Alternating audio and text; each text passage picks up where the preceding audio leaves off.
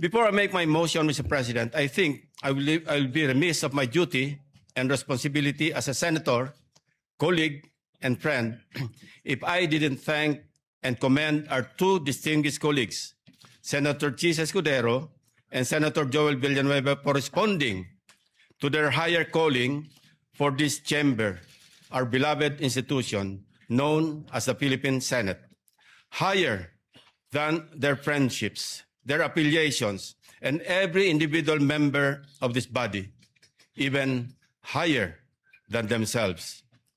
I would also wish to put on record that I intentionally and voluntarily relinquished the chairmanship of what is known or often referred to as the most powerful committee, the Blue Ribbon, for two primary reasons.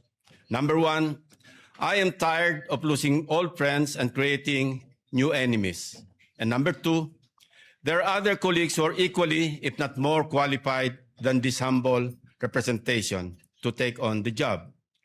If there were no takers, I was willing, albeit with a heavy heart, to retain and continue sitting as chairman and resume a duty that I am morally and obligated to perform. With that, Mr. President, I move to nominate the position of Senate President pro tempore, Senator or the Honorable Vicente Soto III. I so move, Mr. Chairman, Mr. President. Thank you.